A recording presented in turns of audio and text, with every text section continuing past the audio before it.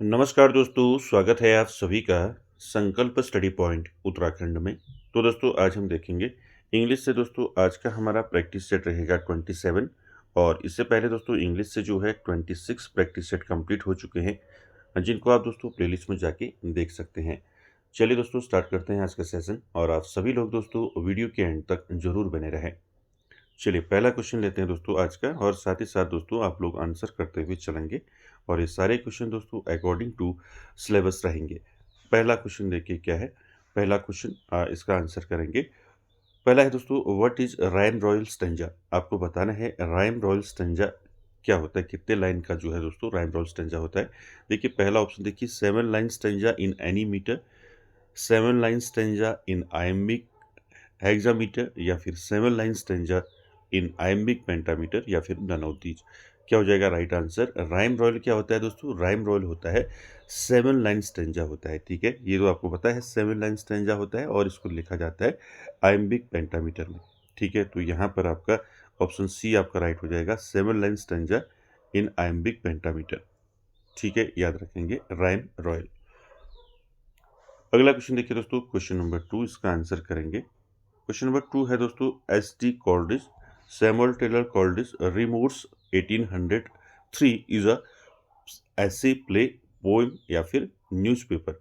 आपको बताना है दोस्तों एस टी कॉल्डिस का ये वर्क है रिमोट्स, जो आपका 1803 में जो है ये आया था वर्क। ये क्या है दोस्तों, एक ये प्ले है, ऐसे है, पोम है, या फिर न्यूज़पेपर है। तो रिमोट्स क्या है दोस्तों, ये आपको बताना है। क्वेश्चन नंबर 2 का राइट आंसर क्या हो जाएगा बताइए। एस डी कॉल्डिस सैमुअल टेलर कॉल्डिस का वर्क है रिमोट्स, 1803 में आया दोस्तों। ये क्या है, ये एक दोस्तों प्ले है। ठीक है, तो यहाँ पर ऑप्शन बी राइट हो जाएगा। ठीक है, क्या है, ये प्ले है। क्लियर है, प्ले यानी कि आपका ट्रेजिक प्ले है। ठीक है, ट्रेजिडी है एक। ठीक है, इसको याद रखेंगे। साथ ही साथ दोस्तों एस टी कॉल्डिस की बात करें तो एस टी कॉल्डिस यानी कि सैमुअल टेलर कॉल्डिस के बारे में आप अच्छे से जानते हैं। इनका पूरा नाम क्या है ये भी पूछा गया है कई बार, तो याद रखेंगे सैमुअल टेलर कॉल्डिस। ठीक है, छोटी छोटी चीज़ें आपको दोस्तों याद रखनी है। ठीक है, जैसे आपका सैमुअल टेलर कॉल्डिस। ठीक है, इसको याद रखेंगे, सैमुअल सैमुअल टेलर कॉल्डिस। ठीक है, सैमुअल टेलर कॉल्डिस इनका पूरा नाम है दोस्तों। ठीक है, ठीक है, यहाँ पर आपको क्या याद रखना है देखिए, एस टी कॉल्डिस से आपको क्या क्या यहाँ पर पूछा जा सकता है। ठीक है, सबसे पहले आपको सैमुअल टेलर कॉल्डिस का जन्म कब हुआ था ये आपको याद रखना है। ठीक है, बॉर्न की बात करें तो दोस्तों कॉल्डिस का जो जन्म हुआ था वो हुआ था आपका 1772 में। ठीक है, 1772 में हुआ था। कहाँ हुआ था अगर पूछा जाएगा तो इन इंग्लैंड। कहाँ हुआ था, इंग्लैंड में हुआ था दोस्तों। ठीक है, साथ ही साथ दोस्तों बॉर्नी के साथ साथ आपको याद रखना है एस टी कॉल्डिस की मृत्यु कब हुई थी दोस्तों, ये भी आपको पूछा जा सकता है। तो ये इनकी जो डेथ हुई थी दोस्तों हुई थी 1834 में। 1834 में दोस्तों डेथ हुई थी दोस्तों एस टी कॉल्डिस की। और बॉर्न की बात करें तो बॉर्न हुए थे दोस्तों ये 1772 में। ठीक है, दोनों चीज़ें आपको याद रखनी है। ठीक है, साथ ही साथ दोस्तों एस टी कॉल्डिस की दोस्तों आपको वर्क्स पूछे जाते हैं। ठीक है, इनके इंपॉर्टेंट जो मेजर वर्क्स हैं वो आपको याद रखने हैं। ठीक है, क्या क्या मेजर वर्क्स हैं इनके, जैसे आपका लिरिकल। ठीक है, लिरिकल बैलेट हो गया। ठीक है, ये इनका कोलेबोरेशन वर्क था विलियम वर्ड्सवर्थ के साथ। ठीक है, लिरिकल बैलेट हो गया। साथ ही साथ आपको याद रखना है क्रिस्टाबेल। ठीक है, ये कई बार पूछा है, इसको भी याद रखेंगे क्रिस्टाबेल। ठीक है, क्रिस्टाबेल हो गया। ठीक है, क्रिस्टाबेल के साथ साथ आपका कुबला खान हो गया। ठीक है, कुबला खान, ये भी इनका इंपॉर्टेंट वर्क है, कुबला खान हो गया। ठीक है, फ्रॉस्ट एट मिडनाइट। ठीक है, फ्रॉस्ट एट मिडनाइट। ठीक है, किसका वर्क है, frost at midnight, S T Coleridge का वर्क है।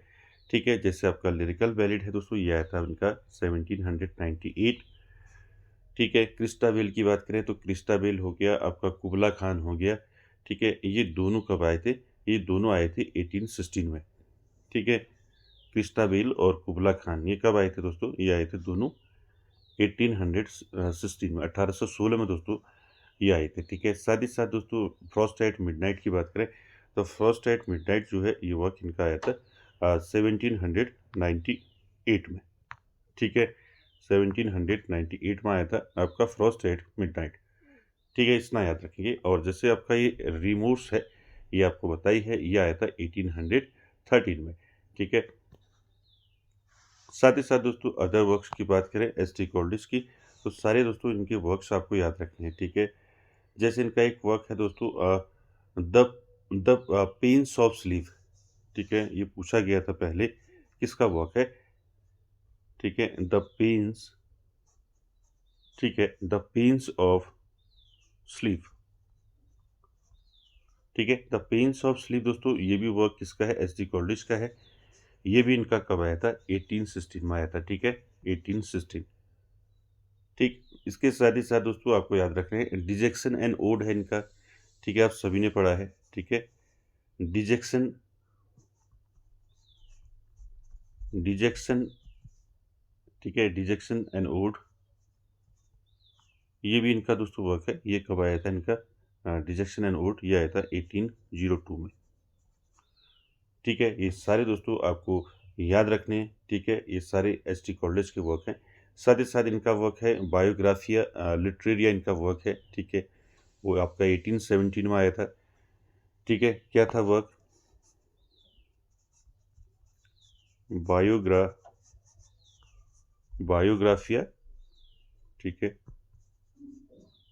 बायोग्राफिया लिटरेरिया, ठीक है। ये भी इनका दोस्तों वर्क है, ये आया था इनका 1817 में, ठीक है। तो ये सारे वर्क दोस्तों एस.टी. कॉलेज के आपको याद रखने हैं। चलिए अगले क्वेश्चन पे चलते हैं। अगला क्वेश्चन है क्वेश्चन नंबर 3। क्वेश्चन नंबर 3 में दोस्तों आपको आंसर करना है which of the following poem of Coleridge is incomplete. आपको बताना है कौन सी इसमें पोएम है दोस्तों जो कॉल्डिस की जो है इनकम्प्लीट है, ठीक है। ऑप्शन देखिए, Frost at midnight, remorse, कुबला Khan या फिर नन ऑफ दीज। तो राइट आंसर क्या हो जाएगा, अभी मैंने आपको सारे बता रखे हैं ऊपर, तो यहाँ पर 3 का राइट आंसर हो जाएगा, क्या हो जाएगा, कुबला खान, ठीक है। तो यहाँ पर सी ऑप्शन राइट हो जाएगा। ये एस.डी. कॉल्डिस का जो है दोस्तों इनकम्प्लीट वर्क है, ठीक है, याद रखेंगे इसको। बाकी मैंने आपको फ्रॉस्ट एट मिडनाइट अभी बताया था, फ्रॉस्ट एट मिडनाइट जो है ये कब आया था करके, ठीक है। ये आया था इनका वर्क फ्रॉस्ट एट मिडनाइट 1798 में, ठीक है। रीमोस जो है ये आया था 1813 में, ठीक है। तो ये सारी चीज़ें आपको याद रखनी। कुबला खान हो गया, कुबला खान 1816 में आया था, ठीक है। तो ये सारी चीज़ें दोस्तों आपको अच्छे से याद रखनी है। चलिए क्वेश्चन नंबर 4 पे चलते हैं दोस्तों। क्वेश्चन नंबर 4 है आपका, इसका आंसर करेंगे। 4 है अ sleepless hour or more has its strong is its strange value only in the middle, name the writer of the given lines given above. तो यहाँ पर आपको बताना है अ sleepless hour or more has its strange value only in the middle. तो दोस्तों ये lines जो हैं किसकी हैं, कमला दास, निजी म्यूजिकल या फिर पी.वी. शैले या फिर जॉन कीट्स। क्या हो जाएगा यहाँ पर, अ sleepless hour or more has its strange value only in the middle. यानी कहने का मतलब ये है कि नींद न आने वाली एक या अधिक घंटे की अपनी एक अजीब जो है क्या होती है, अजीब अहमियत होती है और वह केवल बीच में ही समझ आती है, ठीक है। तो ये किसने कहा है, तो ये कहा है दोस्तों, राइट आंसर हो जाएगा निजम म्यूजिकल ने, ठीक है। निजी म्यूजिकल दोस्तों यहाँ पर आपका बी ऑप्शन राइट हो जाएगा क्वेश्चन नंबर 4 का, ठीक है। तो ये किसने कहा है, ये लाइंस जो है आपको याद रखनी है, ठीक है। अ sleepless hour or more has its strange value only in the middle, ठीक है। ये निजी म्यूजिकल की लाइन्स है। और यहाँ पर दोस्तों निजी म्यूजिकल के बारे में आप जानती हैं, आपको याद रखना है इनका आपको बॉर्न पूछा जा सकता है, इनका जन्म कब हुआ, ठीक है। इनका जन्म हुआ था 1924 में, ठीक है। और बात करें इनकी डेथ की, ठीक है, ये डाइट यानी कि इनकी मृत्यु हुई थी 2004 में,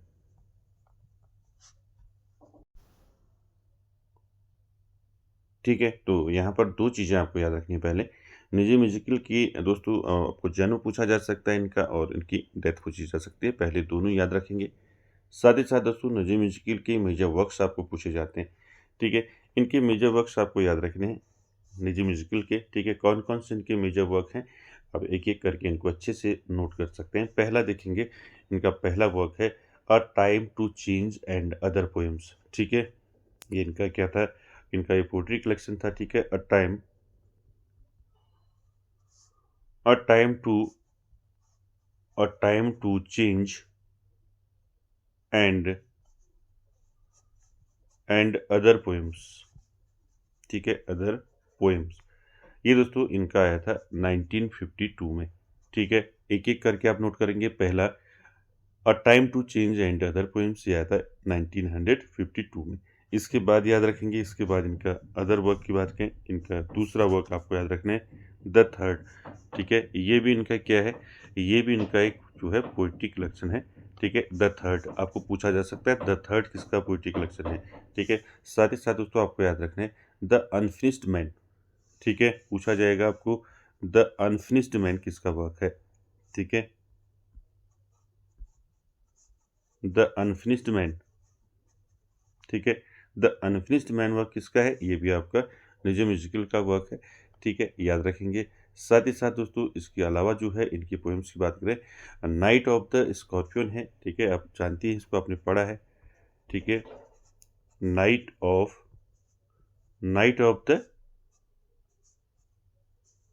स्कॉर्पियन, ठीक है?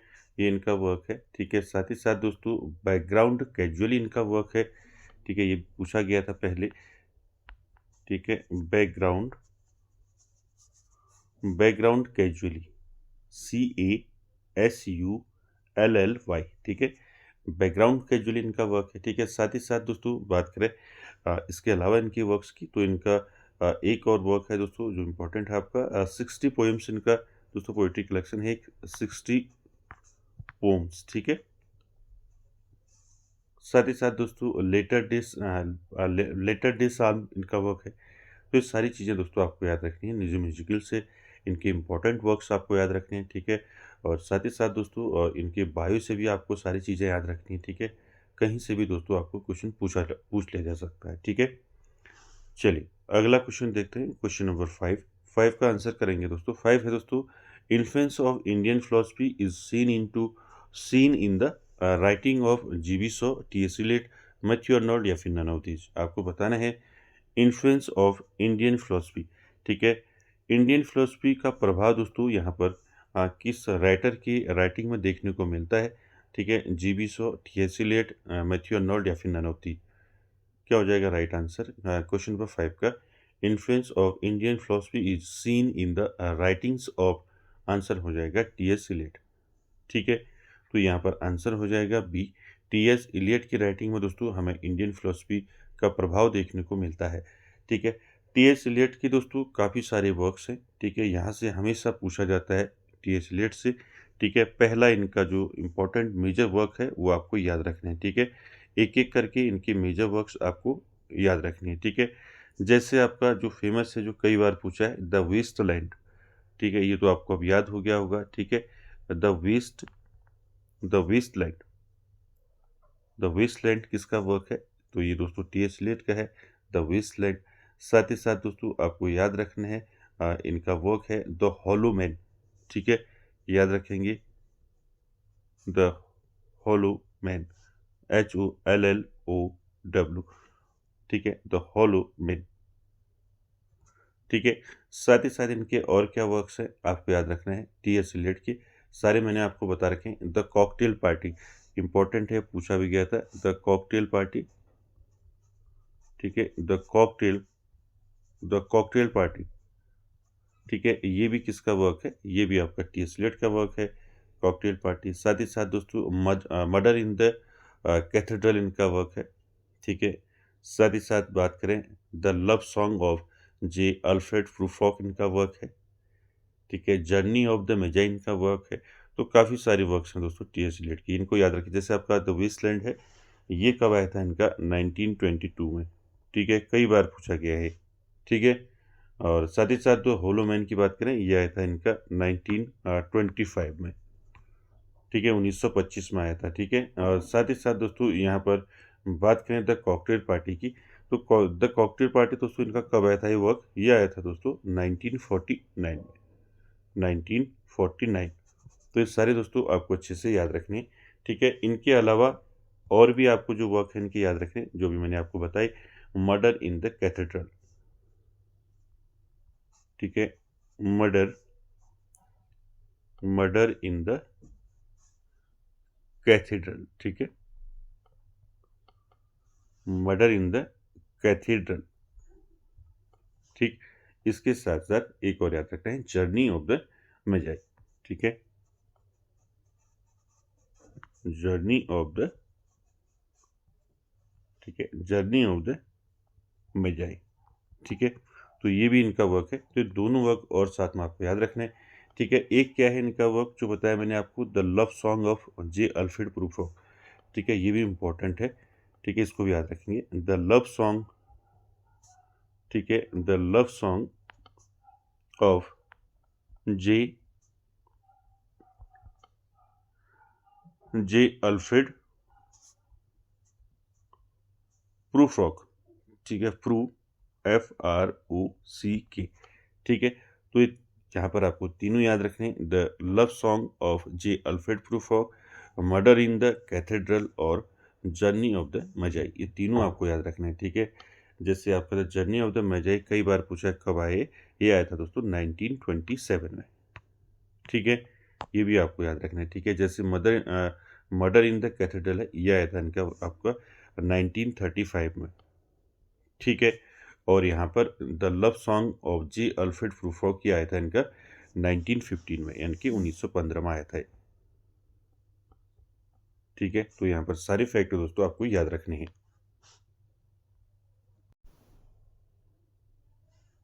चलिए अगला क्वेश्चन देखते हैं, क्वेश्चन नंबर 6 का आंसर करेंगे दोस्तों। क्वेश्चन नंबर 6 है, sexual jealousy is a theme in Shakespeare's play. तो यहाँ पर बताना है कि जो सेक्सुअल जेलसी है ये थीम है दोस्तों शेक्सपियर की किस प्ले की थीम है आपको बताना है, ठीक है।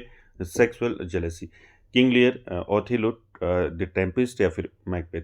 तो यहाँ पर राइट आंसर क्या हो जाएगा क्वेश्चन नंबर 6 का, सेक्सुअल जेलसी दोस्तों ये थीम है शेक्सपियर की ओथेलो प्ले की, ठीक है। यहाँ पर आपका राइट आंसर क्या हो जाएगा, बी यहाँ पर राइट आंसर हो जाएगा ओथेलो। ओथेलो क्या है दोस्तों, ये क्या है, एक ट्रेजिडी है, ठीक है। क्या है, एक ट्रेजिडी है, एक दुखांत है, ठीक है। इसको किसने लिखा है, इसको लिखा है विलियम शेक्सपियर के द्वारा, ठीक है, याद रखेंगे। चलिए आगे चलते हैं क्वेश्चन नंबर 7 में आपको बताना है दोस्तों, विडोवर्स हाउसेज वॉज रिटन बाय। आपको बताना है विडोवर्स हाउसेज ये दोस्तों किसका वर्क है, किसने लिखा है इसको, मैंने आपको कई बार बताया है, ठीक है। Widowers houses was written by T.S. Eliot, G.V. Shaw, Raja Rao या फिर R.K. नारायण। क्या हो जाएगा राइट आंसर, क्वेश्चन नंबर 7 का राइट आंसर क्या हो जाएगा, और विडोवर्स हाउसेज दोस्तों ये लिखा गया है, किसने इसको लिखा है, रिटन बाय J.V. शॉ, ठीक है। जॉर्ज बर्नार्ड शॉ का वर्क है दोस्तों ये, ठीक है। बी ऑप्शन राइट हो जाएगा, ठीक है।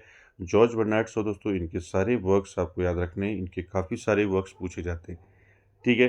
साथ ही साथ दोस्तों यहाँ पर पहले तो आपको ये याद रखना है कि जो विडोवर्स हाउसेज है ये कब लिखा, ये किसने लिखा, G.V. शॉ ने लिखा, ठीक है।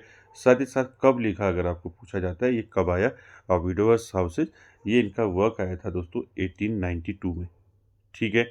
ये आप अच्छे से याद रखेंगे, ठीक है। अभी हम आगे भी इसमें बात करेंगे, ठीक है। 1892 में आया इनका विडोवर्स हाउसेज, ठीक है। और J.V. शॉ को जो है दोस्तों यहाँ पर 2-3 चीज़ें आपको याद रखनी है, ठीक है। पहला आपको याद रखना है, देखिए G.V. Shaw George Bernard Shaw इनका पूरा नाम है, ठीक है। बॉर्न की बात करें तो सारे फैक्ट आपको साथ लेके हुए चलने हैं, ठीक है। बॉर्न की बात करें तो इनका जन्म हुआ था दोस्तों, कब हुआ था इनका जन्म, 1800, ठीक है, 1856 में, ठीक है। 1856 में इनका जन्म हुआ था, कहाँ हुआ था अगर पूछा जाता है तो इन डबलिन,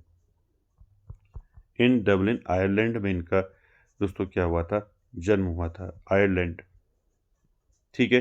साथ ही साथ दोस्तों आपको याद रखना है, यहाँ से पूछा जाता है कि जॉर्ज बर्नार्ड शॉ को जो है नोबेल प्राइज़ कब मिला था, ठीक है। इनको नोबेल प्राइज़ भी मिला था, साथ ही साथ ये एकमात्र राइटर थे जिनको ऑस्कर अवार्ड भी इनको मिला था, ठीक है।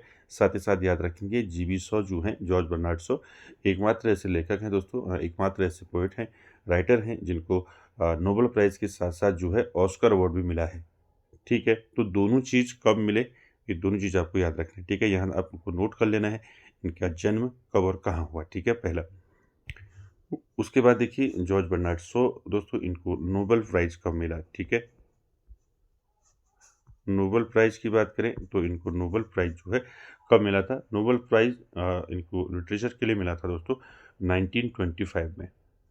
ठीक है, याद रखेंगे, पहले भी कई बार पूछा है कि जीवी शॉ को नोबेल प्राइज़ कब मिला, तो याद रखेंगे 1925। ठीक है, क्लियर है। इसके बाद दोस्तों आपको याद रखना है जॉर्ज बर्नार्ड शॉ को जो है ऑस्कर अवार्ड भी इनको मिला था दोस्तों। ठीक है, तो यहाँ पर आपको याद रखना है जीवी शॉ को जो है ऑस्कर अवार्ड कब मिला। ठीक है, ये सारे क्वेश्चन दोस्तों आपको पूछे जाएंगे। ठीक है, इसलिए आपको अच्छे से याद रखने हैं ऑस्कर अवार्ड। ठीक है, इनको ऑस्कर अवार्ड कब मिला, तो याद रखेंगे जीवी शॉ को ऑस्कर अवार्ड मिला था। कब मिला था, ठीक है, ये मिला था 1938 में।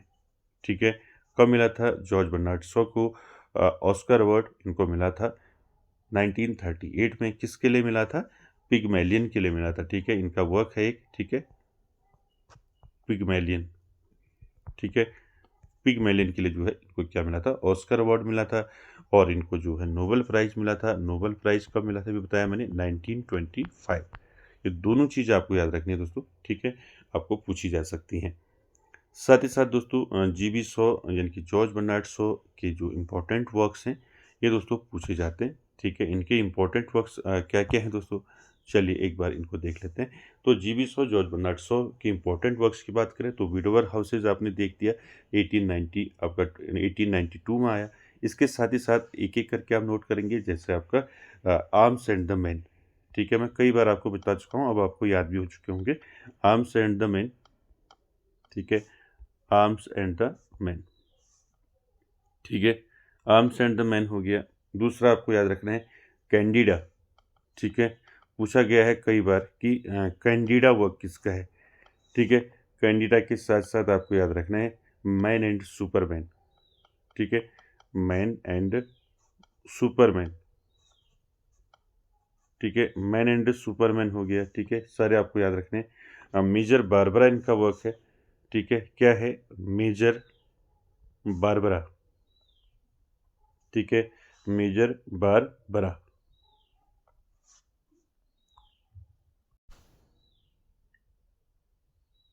ठीक है, तो यहाँ पर आपको याद रखना है arms and the man, Candida, Major Barbara, man and superman. पहले आप इनको देख लें।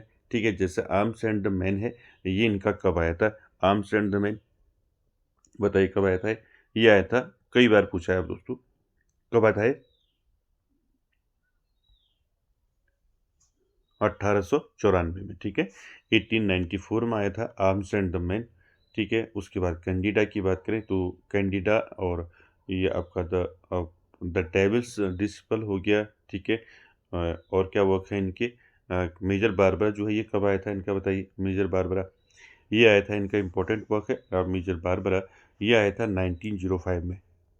ठीक है, 1905 में आया था मेजर बारबरा। ठीक है दोस्तों, ये ऐसे भी आपको याद रखने, मैन एंड सुपरमैन, ये भी याद रखेंगे। ठीक है, ये किसका वर्क है, जीवी शॉ का है। इसके अलावा दोस्तों और कौन कौन से वर्क हैं जीवी शॉ के, देखिए जीवी शॉ की और अदर वर्क्स की बात करें तो अदर वर्क्स में इनका आता है सेंट जॉन। ठीक है, आप सभी ने पढ़ा है सेंट जॉन। ठीक है, सेंट जॉन जो है ये इनका वर्क है दोस्तों जीवी शॉ का। ये कब आया था, ये आया था 1923 में। ठीक है, याद रखेंगे। साथ ही साथ दोस्तों द डॉक्टर्स डायलेमा, ये भी इनका वर्क है, ये भी याद रखेंगे। ठीक है, द डॉक्टर्स, ठीक है, द डॉक्टर्स डायलेमा। ठीक है, द डॉक्टर्स डायलेमा किसका वर्क है, जीवी शॉ का है दोस्तों। ठीक है, याद रखेंगे। साथ ही साथ अभी ऊपर मैंने बताया था आपको पिगमेलियन।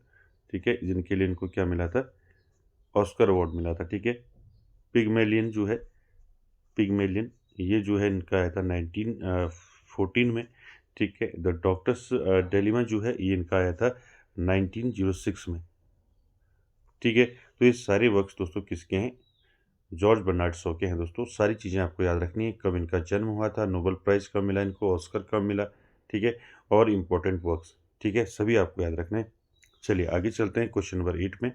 क्वेश्चन नंबर 8 में आंसर करना है दोस्तों। TS. Eliot use the term objective correlative in his essay. आपको बताना है टी.एस. इलियट का दोस्तों ये टर्म टी.एस. इलियट ने दिया था, ठीक है, ऑब्जेक्टिव कोरिलेटिव।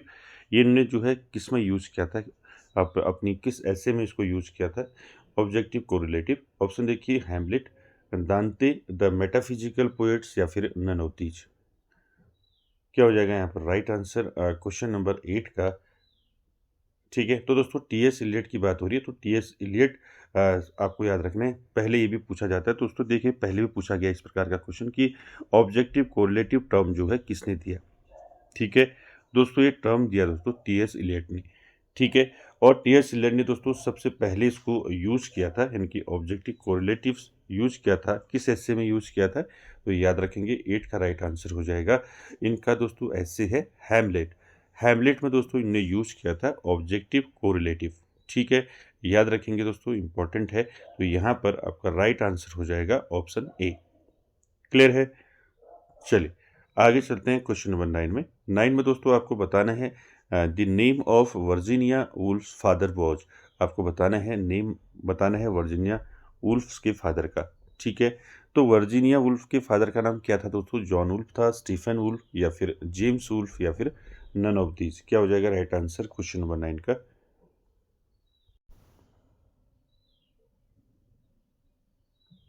तो 9 का दोस्तों राइट आंसर क्या हो जाएगा, आप सभी जानते हैं वर्जीनिया वुल्फ के फादर का नाम क्या है। राइट आंसर हो जाएगा स्टीफन वुल्फ, ठीक है। बी ऑप्शन यहाँ पर आपका राइट हो जाएगा। इस प्रकार से भी क्वेश्चन पूछ लिया जाता है दोस्तों, ठीक है। डायरेक्ट आपको जो है फादर्स नेम मदर्स नेम पूछ लिया जाता है, ठीक है। ये भी आपको साथ में याद रखना है। मैंने बताया आपको कि आप जब भी राइटर को तैयार करते हैं तो पूरे अच्छे से आप उसकी बायोग्राफी को देखें, उसके वर्क्स को देखें, ठीक है। इस प्रकार से आप इनको देखें। देखिए दोस्तों, स्टीफन वुल्फ जो है ये फादर थे दोस्तों वर्जीनिया वुल्फ के, ठीक है। साथ ही साथ दोस्तों आपको पूछ लिया जाएगा कि जो वर्जीनिया वुल्फ है, ठीक है, तो वर्जीनिया वुल्फ दोस्तों इनका पूछा जा सकता है जन्म, ठीक है। बॉर्न पूछा जा सकता है, इनका जन्म हुआ था दोस्तों 1882 में। कहाँ हुआ था दोस्तों? इन लंदन, ठीक है, लंदन में इनका जन्म हुआ था। बात करें दोस्तों इनकी डेथ की, ठीक है, इनकी मृत्यु कब हुई थी? मृत्यु हुई थी इनकी 1941 में, ठीक है। दोनों चीज़ याद रखेंगे, ठीक है। वर्जीनिया वुल्फ, ठीक है, बॉर्न और डाइट दोनों याद रखेंगे। साथ ही साथ दोस्तों इम्पोर्टेंट वर्क्स की बात करें तो यहाँ पर जो है वर्जीनिया वुल्फ की जो इम्पोर्टेंट वर्क्स हैं वो आपको याद रखने हैं, ठीक है। कौन कौन से इनके इम्पोर्टेंट वर्क्स हैं बताइए, मैंने आपको बताए थे। पहला आप याद रखेंगे द वॉइस आउट, ठीक है, पहला वर्क इनका याद रखेंगे, ठीक है, द वॉइस आउट, ठीक है। दूसरा याद रखेंगे दोस्तों नाइट एंड डे, ठीक है, नाइट एंड डे, ठीक है। नाइट एंड डे के साथ साथ याद रखेंगे इनका वर्क है जैकब्स रूम, ठीक है, आपने पढ़ा होगा जैकब, ठीक है, JACOB, जैकब्स रूम, ठीक है, जैकब्स रूम, ठीक है। साथ ही साथ इनका वर्क है दोस्तों मिसिस डोलोवे, इनका वर्क है, ये इम्पोर्टेंट है, ठीक है। ये आपका पिछली बार जो है LT या प्रवक्ता में पूछा गया था ये, ठीक है। मिसिस आपका डोलोवे, तो तीनों आप याद रखेंगे। पहला वर्क क्या है, ठीक है, द वॉइस आउट है, ये आया था इनका 1915 में, ठीक है। कब आया था ये? 1915 में आया था। और नाइट एंड डे की बात करें, ये भी इन्हीं का वर्क है, ये आया था 1919 में इनका वर्क आया था ये, ठीक है। जैकब्स रूम की बात करें तो जैकब्स रूम जो है इनका जो वर्क है ये आया था 1922 में, ठीक है। साथ में साथ दोस्तों आपको ये भी याद रखना है ये कब आए, ठीक है, पूछ लिया जाएगा आपको। 3 वर्क ये हैं। इसके अलावा जो है आपको इनके वर्क्स की बात करें वर्जीनिया की, तो यहाँ पर एक आपको इम्पोर्टेंट याद रखना है, ये कई बार पूछा है, मिसिस मिसिस डोलोवे, ठीक है, मिसिस डोलोवे इनका इम्पोर्टेंट वर्क है, ठीक है। एक यहाँ पर और याद रखेंगे टू द लाइट हाउस, ठीक है, टू द लाइट हाउस पूछ लिया जाएगा आपको कि किसका वर्क है टू द लाइट हाउस, ठीक है। तो आपको याद रखना है किसका वर्क है, वर्जीनिया वुल्फ का, ठीक है। साथ ही साथ टू द लाइट हाउस के साथ ही साथ दोस्तों इनका एक वर्क है, क्या है इनका वर्क, ऑरलैंडो भी इनका एक वर्क है दोस्तों, आपने पढ़ा होगा ऑरलैंडो, ठीक है, तो ये भी इनका वर्क है। साथ ही साथ द वेव्स इनका वर्क है, ठीक है, द वेव्स, ठीक है, द वेव्स। तो ये सारे दोस्तों आपको याद रखना है। जैसे मिसेस डोलोवे है, ये दोस्तों पूछा गया था कि कब जो है आया था, ठीक है, 1925 याद रखेंगे जब आपका मिसेस डोलोवे आया था, ठीक है। साथ ही साथ टू द लाइट हाउस की बात करें, टू द लाइट हाउस इनका आया था 1927 में, इनका लाइट हाउस आया था दोस्तों, टू द लाइट हाउस। और ऑरलैंडो की बात करें तो ऑरलैंडो इनका आया था 1928 में, ठीक है। और यहाँ पर द वेव्स है, ये आया था इनका 1931 में, ठीक है, 1931 में क्या आया था आपका द वेव्स, ठीक है। चलिए अगला क्वेश्चन देखते हैं दोस्तों, क्वेश्चन नंबर 10। आई होप आपको समझ में आया होगा कि वर्जीनिया वुल्फ की सारी इंपॉर्टेंट वर्क्स आपको याद रखने, यहाँ से दोस्तों क्वेश्चन पूछा जाता है, ठीक है। चलिए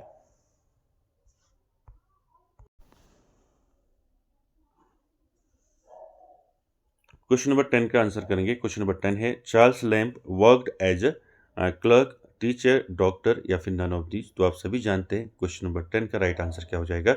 चार्ल्स लैम्प दोस्तों क्या थे, वर्कड एज अ क्लर्क, ठीक है। तो यहाँ पर ए ऑप्शन राइट हो जाएगा, ठीक है। और साथ ही साथ दोस्तों बात करें चार्ल्स लैम्प की, तो यहाँ पर चार्ल्स लैम्प से दोस्तों आपको इंपॉर्टेंट फैक्ट याद रखने हैं। चार्ल्स लैम्प का जन्म पूछा जा सकता है, इनका जन्म कब हुआ। तो इनका जन्म हुआ था दोस्तों 1775 में, यानी कि 1775 में इनका जन्म हुआ था। और बात करें दोस्तों इनकी डेथ की, तो इनकी मृत्यु जो हुई थी वो कब हुई थी, वो हुई थी 1834 में, ठीक है। ये दोनों चीज़ याद रखेंगे, ठीक है। इस अलग अलग भी पूछे जाते हैं इसलिए आपको याद रखने हैं, ठीक है। और आप जानते हैं चार्ल्स लैम्प जो है दोस्तों ये रोमांटिक एरा के पोएट रहे हैं। और इनके वर्क्स की बात करें तो चार्ल्स लैम्प के सारे वर्क्स दोस्तों आपने पहले नोट किए हैं, ठीक है। कौन कौन से वर्क्स हैं इनके, ठीक है। जैसे आपका अ टेल ऑफ रोजामेंट ग्रे इनका वर्क है, ठीक है। क्या है, अ टेल ऑफ रोजामेंट ग्रे, ठीक है, रोजामेंट ग्रे इनका वर्क है। साथ ही साथ दोस्तों इनके वर्क की बात करें, टेल्स फ्रॉम शेक्सपियर इंपॉर्टेंट है इनका, ठीक है, कई बार पूछा गया है, टेल्स फ्रॉम शेक्सपियर, ठीक है। टेल्स फ्रॉम शेक्सपियर इनका वर्क है। साथ ही साथ एसेज ऑफ इलिया आप जानती हैं, ठीक है, एसेज ऑफ इलिया ये भी इनका वर्क है। Essays of Elia, last essays of Elia भी इन्हीं का वर्क है, ठीक है। साथ ही साथ जॉन गुडविल इनका वर्क है, जॉन गुडविल, ठीक है। ये सारे दोस्तों आपको याद रखने हैं चार्ल्स लैम्प के, ठीक है। चलिए अगला क्वेश्चन चलते हैं अगले क्वेश्चन पर। अगला क्वेश्चन है दोस्तों, Portia a famous character appears इन, आपको बताना है पोर्सिया जो है ये कैरेक्टर जो है दोस्तों किस में है, ठीक है। As you like it, the merchant of Venice, much ado about nothing. तो राइट आंसर क्या हो जाएगा दोस्तों क्वेश्चन नंबर 11 का, पोर्सिया जो है दोस्तों ये कैरेक्टर किस में है, तो आप सभी ने पढ़ा है द मर्चेंट ऑफ वेनिस, ठीक है। तो बी ऑप्शन यहाँ पर आपका राइट हो जाएगा दोस्तों, ठीक है। मर्चेंट ऑफ वेनिस में दोस्तों पोर्सिया जो है ये कैरेक्टर है, ठीक है। मर्चेंट ऑफ वेनिस किसने लिखा है, रिटन बाय किसने लिखा है, विलियम शेक्सपियर, ठीक है। साथ ही साथ दोस्तों पूछ लिया जाएगा आपको इसमें जो इंपॉर्टेंट कैरेक्टर है मर्चेंट ऑफ वेनिस में, आप सभी ने पढ़ा होगा। अगर नहीं पढ़ा है तो इसको आप जरूर जो है इसकी समरी जो है एक बार जरूर देखें और इनके कैरेक्टर्स को जरूर देखें दोस्तों, यहाँ से कैरेक्टर्स पूछे जाते हैं, ठीक है। तो यहाँ पर जैसे आपका पोर्सिया हो गया, ठीक है। और कौन कौन से कैरेक्टर्स हैं द मर्चेंट ऑफ वेनिस में, साइलॉक है यहाँ पर कैरेक्टर एक, ठीक है। आपने पढ़ा होगा समरी साइलॉक, तो साइलॉक के बारे में भी पूछा जाता है, ठीक है। साथ ही साथ दोस्तों पोर्सिया, साइलॉक और साथ ही साथ एंटोनियो उसमें कैरेक्टर है, ठीक है। एंटोनियो, एंटोनियो, ठीक है। एंटोनियो के साथ साथ कौन है इसमें कैरेक्टर बताओ। एक पूछा था इसमें एक कैरेक्टर गोबो, ठीक है। तो ये भी कैरेक्टर पूछा था कि गोबो कैरेक्टर किस में है, ठीक है। गोबो कैरेक्टर कहाँ है, ये भी आपका मर्चेंट ऑफ वेनिस में ही है, ठीक है। ये भी याद रखेंगे। साथ ही साथ दोस्तों जेसिका इसमें कैरेक्टर है, जेसिका, ठीक है, जेसिका, ठीक है। तो ये सारे दोस्तों आपको इनके कैरेक्टर्स भी याद रखने हैं क्योंकि ये भी पूछ लिए जाते हैं, ठीक है। चलिए आगे चलते हैं क्वेश्चन नंबर 12 में, 12 का आंसर करेंगे। Called it the rhyme of the unsent mariner is a mock epic, lyric, a ballot या फिर अ मॉक बैलेट। क्या हो जाएगा, एस टी कॉल्डिस का वर्क है दोस्तों, आप जानती हैं, the rhyme of the unsent mariner. ये दोस्तों क्या है आपको बताना है, ठीक है। ये एक मॉक इपिक है, लिरिक है, फिर बैलेड है या फिर मॉक बैलेड है। तो दोस्तों राइट आंसर क्या हो जाएगा बताइए, एस टी कॉल्डिस का जो the rhyme of the unsent mariner है दोस्तों, ये क्या है, एक बैलेड है, मैंने बताया था आपको। यहाँ पर राइट आंसर क्या हो जाएगा, सी राइट हो जाएगा, ठीक है। ये क्या है, एक बैलेड है, ठीक है। साथ ही साथ दोस्तों आपको याद रखना है the rhyme of the unsent mariner, ठीक है। यहाँ पर आपको याद रखना है रिटन बाय एस टी कॉल्डिज, ठीक है। ये किसने लिखा है, सैमुअल टेलर कॉल्डिज ने लिखा है। साथ ही साथ दोस्तों यहाँ पर आपको याद रखना है ये पब्लिश कब हुआ, तो आप जानती हैं किस में पब्लिश हुआ था, 1798 में, लिरिकल बैलेट में, ठीक है, लिरिकल बैलेट, ठीक है। और बाकी मैंने आपको एस टी कॉल्डिज का भी बताया था, इनके इंपॉर्टेंट वर्क्स बताए थे, ठीक है, वो आपको अच्छे से ध्यान में रखने हैं। चलिए अगला क्वेश्चन देखिए, क्वेश्चन नंबर 13 में आपको बताना है दोस्तों, the phrase only connect is associated with, आपको बताना है ओनली कनेक्ट जो है, ये फ्रेज जो है किससे एसोसिएट करता है, Virginia Woolf, E M Forster, S T Coleridge या फिर कीट्स। बताइए, ये मैंने पहले भी आपको क्वेश्चन करा रखा है, the phrase only connect is associated with, right answer हो जाएगा ई एम फॉस्टर, ठीक है, क्लियर है। तो यहाँ पर बी ऑप्शन राइट हो जाएगा, E M Forster. E M Forster की बात करें तो इनका पूरा नाम दोस्तों आपको पूछा जाता है, ठीक है, ई एम फॉस्टर, याद रखेंगे एडवर्ड मॉर्गन फॉस्टर, ठीक है, इनका ई से याद रखेंगे एडवर्ड, ठीक है, एडवर्ड, और बी एम से याद रखेंगे मॉर्गन, ठीक है, एडवर्ड मॉर्गन फॉस्टर इनका पूरा नाम है दोस्तों, ठीक है। बात करें दोस्तों इनके जन्म की, तो फॉस्टर का जो जन्म हुआ था दोस्तों, कब हुआ था, तो इनका जन्म हुआ था 1879 में, कहाँ हुआ था, इन इंग्लैंड, ठीक है, इंग्लैंड में इनका जन्म हुआ था दोस्तों, ठीक है। साथ ही साथ दोस्तों डाइट की बात करें तो इनकी जो मृत्यु हुई थी वो कब हुई थी, 1970 में, ठीक है। तो इतने फैक्ट आपको पहले याद रखने हैं। इसके बाद दोस्तों इनके वर्क्स की बात आती है, ठीक है। ई एम फॉस्टर के जो इम्पोर्टेंट और कहें या मेजर वर्क्स इनके कहें, वो आपको याद रखने हैं, ठीक है। कौन कौन से मेजर वर्क्स हैं ई एम फॉस्टर के, तो आपको नोट कर लेने हैं, ठीक है। देखिए ई एम फॉस्टर की जो इम्पोर्टेंट मेजर वर्क है आपको कैसे याद रखना है, देखिए पहला आपको याद रखना है where angels fear to tread, ये पहला वर्क है इनका। उसके बाद द लॉन्गेस्ट जर्नी है इनका, ठीक है, अ रूम विथ अ व्यू है, ठीक है, हार्वर्ड्स इन है, ठीक है, अ पैसेज टू इंडिया है, काफ़ी सारे वर्क्स हैं इनके, ठीक है। तो आपको एक एक करके अच्छे से इनको ध्यान में रखना है, ठीक है। जैसे पहला मैं आपको बताता हूँ, पहला आपको याद नोट कर लेना है, ठीक है, अ रूम विथ अ व्यू, ठीक है, अ रूम विथ अ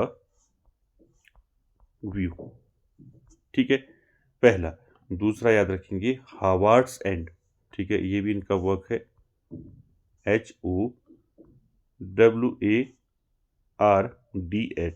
ठीक है, हार्वर्ड्स एंड, ठीक है, ये भी इनका वर्क है, ठीक है। साथ ही साथ तीसरा आपको याद रखना है अ पैसेज टू इंडिया, ठीक है, ये कई बार पूछा गया है, ठीक है, पैसेज टू इंडिया।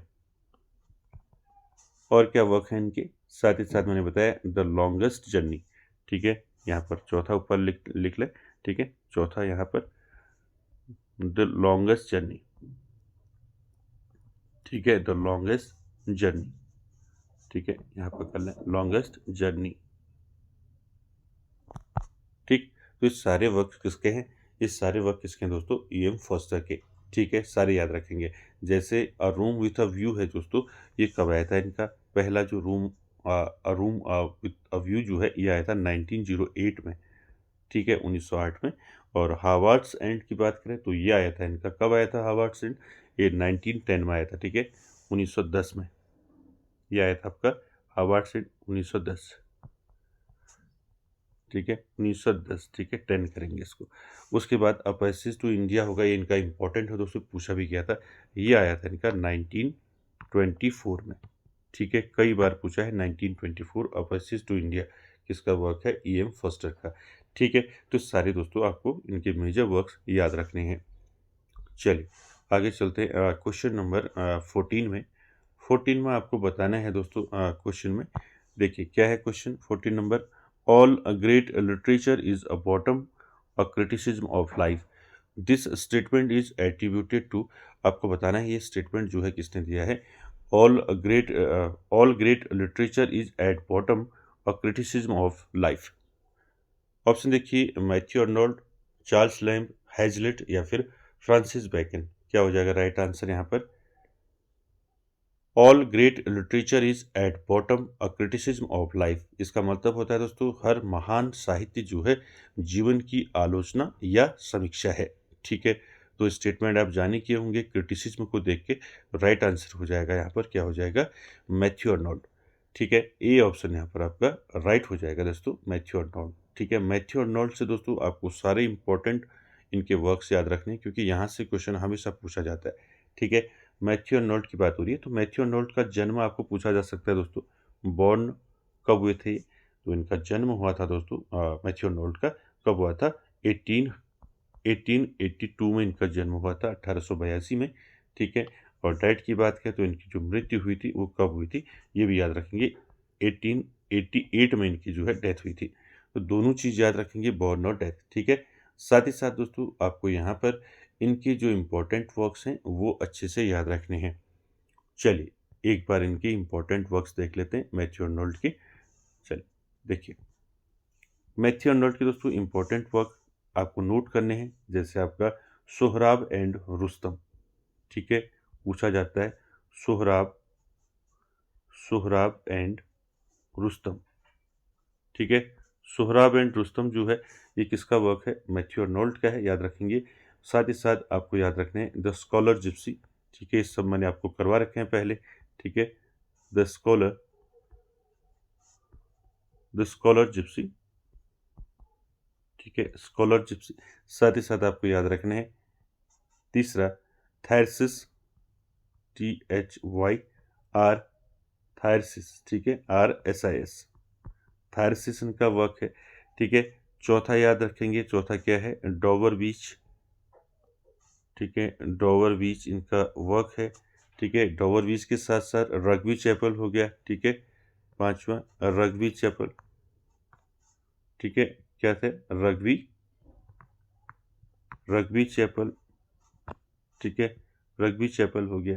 ठीक है, रग्बी चैपल के साथ साथ इनका वर्क है दोस्तों लिटरेचर एंड डोगमा, इनका वर्क है। ठीक है, साथ ही साथ एसेज इन क्रिटिसिज्म इनका वर्क है, ऑन ट्रांसलेटिंग होमर इनका वर्क है। काफ़ी सारे वर्क है मैथ्यू अर्नोल्ड के, तो यहाँ पर आपको याद रखना। जैसे आपका सोहराब एंड रुस्तम है, ये कब आया था इनका पहला?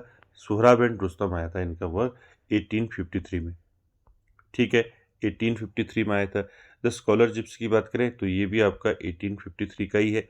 ठीक है, 1853 में आया था। ठीक है, और थायरसिस की बात करें तो ये आया था आपका, कब आया था ये? मैंने बताया था आपको 1865 में।